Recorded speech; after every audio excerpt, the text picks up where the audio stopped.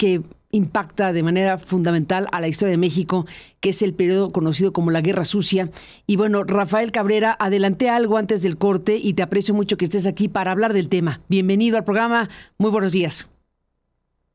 Hola Carmen, muy buenos días y muy buenos días al auditorio y a los amigos allá de la cabina. Pues así es, el día de ayer fue presentado este informe final por parte de pues la Comisión de la Verdad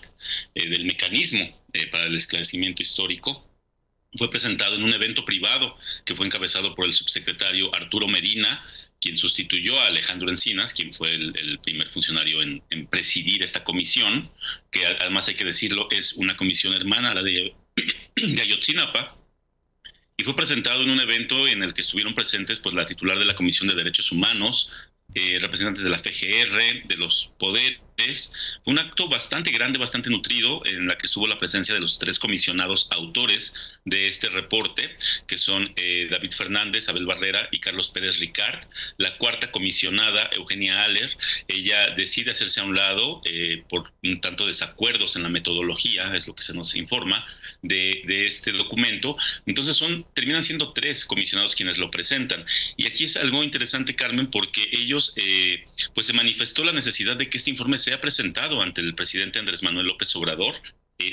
porque bajo su lógica, pues la Comisión de la Verdad y este mecanismo para el esclarecimiento histórico fueron una orden dada desde el presidente a través de pues decretos presidenciales. Incluso el presidente, ahorita estaba revisando aquí notas, instaló el 10 de diciembre de 2021 la comisión en un evento en Ciudad Juárez, en 2021. Entonces, hasta ahorita no hay certeza de qué va a pasar con la entrega de este informe, si va a haber un acto oficial con el presidente o no lo va a haber, porque lo que es cierto, Carmen, es que yo creo que el resultado puede ser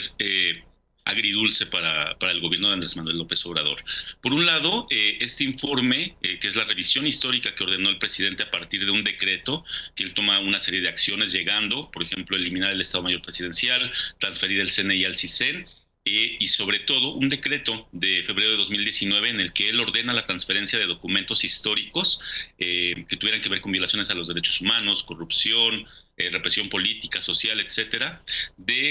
pues de las dependencias hacia el Archivo General de la Nación. Ahí con esos, digamos, tres actos comienza este proceso de revisión histórica que encabeza el presidente Andrés Manuel López Obrador, y a partir de ahí todo iba muy bien, era alta la expectativa. Pero la verdad es que lo que está documentando el informe, por un lado, es el reconocimiento de 8.594 víctimas de 11 tipos de violaciones graves a los derechos humanos que fueron cometidas entre 1965 y 1990, es decir, el periodo llamado como la Guerra Sucia. 8.594 víctimas, Carmen, de 11 violaciones que ellos determinan hacer una nueva clasificación para hacer diferentes tipos de determinar exactamente qué vivieron las personas. Ellos hablan de detención arbitraria, prisión por motivos políticos, ejecución extrajudicial, masacre, desaparición forzada transitoria, tortura y tortura sexual, violencia sexual y violencia reproductiva, y hasta exilio. Y a este número de 8.594 víctimas, ojo, identificadas, que puede haber más, pero ahorita lo que se puede probar es esto, también plantea un estimado de 123,000 personas que fueron víctimas de desplazamiento forzado ligado a alguna o varias de estas violaciones cometidas contra ya sea personas o grupos, o incluso que se fueron desplazadas por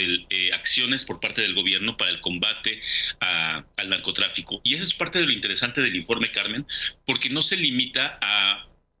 estudiar los grupos que ya conocemos, en el sentido de estudiantes, movimientos políticos opositores, disidencia, guerrilleras, grupos campesinos. No, este informe amplía el universo de personajes y plantea que la violencia sistemática del gobierno que el Estado mexicano ejerció, porque se habla del Estado mexicano a través de una red básicamente como una especie de sistema nervioso dentro del país, en el que se conecta el ejército, gobernación, la presidencia, la DFS, CISEN, CNI ahora, gobiernos estatales, policías municipales. Lo que establece el informe es que es todo un aparato en el que estuvo operando para controlar cualquier tipo de disidencia que fuera contra el orden establecido, así lo plantea, Y el problema es que este, digamos, sistema, este grupo de instituciones, continúa operando. Y continúa operando porque ellos hablan del riesgo de la repetición y sobre todo de la impunidad. Y un elemento que es importante para el informe es que no solo logran documentar todos estos números de víctimas y de hacer estos señalamientos, sino que el propio informe se enfrentó a las resistencias por parte de la Sedena y del CNI. Una parte importante del informe es decir, aunque hubo una orden presidencial dada desde 2019 para las transferencias, además de que con un decreto se creó esta comisión de la verdad, que hay una serie de señalamientos por parte del Ejecutivo, la Sedena y el CNI desacataron esa orden. Ese es como claro el mensaje en el decir, hablaba con Abel Barrera, uno de los comisionados, que hubo sesiones en las que literalmente los militares les arrancaron los documentos de las manos a los investigadores. Gente que estaba autorizada desde el alto nivel.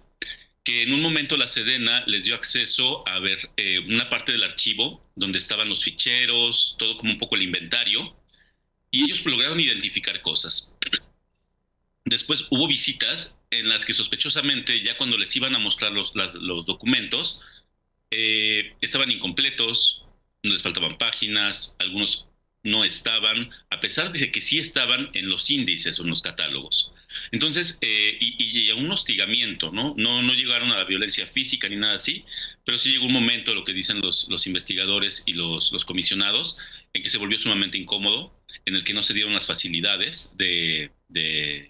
pues de lo que se decía en la mesa. Porque también hay que decir, Carmen, que hubo mesas de trabajo desde 2019 que se da este decreto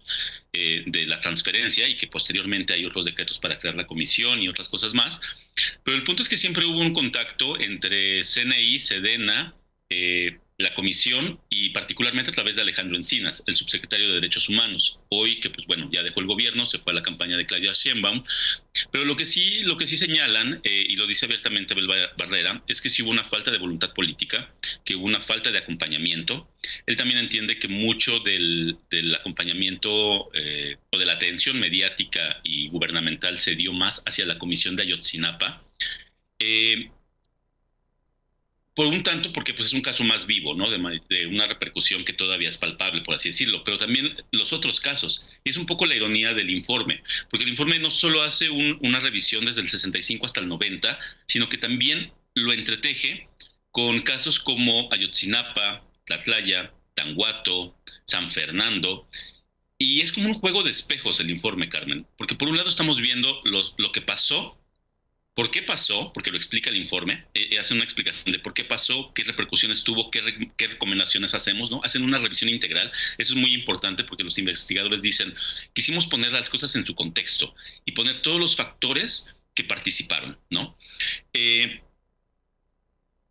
Además, también suman poblaciones urbanas, como poblaciones sexogenéricas, población trans, población LGBT. Hacen un análisis de toda la represión sistemática que hubo por parte de la policía capitalina en los tiempos de Arturo Madrazo, en los que había redadas, en los que había detenciones. Y si bien esto pueda parecer que eran no violaciones a los derechos humanos concretamente, y lo explica el informe, dicen, sí hubo una repercusión, porque muchas de las trabajadoras sexuales o punks o gente LGBT que era levantada y que era muchas veces torturada en el famoso edificio de Tlaxcuaque, ahí cerca del Zócalo, esos levantamientos acababan en violaciones a los derechos humanos, porque eran golpeados, porque eran detenidos arbitrariamente, porque eran abusadas sexualmente, y a veces establecen un sistema de repetición de que la gente vivía ahí atrapada un poco, de que la levantan en un mes, en 2 meses, etcétera, ¿no? Entonces es muy interesante esa parte, cómo el informe plantea que la represión en diferentes contextos y en diferentes pues sí, lo rural y lo urbano, y cómo estuvo trabajando todo este sistema. Entonces el informe sí es duro en el sentido de que no nos dejaron revisar cosas. El CNI nunca abrió su archivo de concentración. La Sedena literalmente pues nada más les mostró los ficheros y después les fue complicando hasta un grado en el que les decían, usted no puede tomar esas cosas, no pueden revisar estos documentos, una serie de factores que pues fue complicado. Entonces, ellos reconocen, pues bueno, que sí faltó la voluntad y el acompañamiento político por parte de Alejandro Encinas. Además, la comisión de Ayotzinapa, como les decía, pues tuvo mayor atención, tal vez mayores recursos, pero justo el mismo informe señala que debido a la falta de rendición de cuentas, a la impunidad permanente, es que esos casos pasaron en el pasado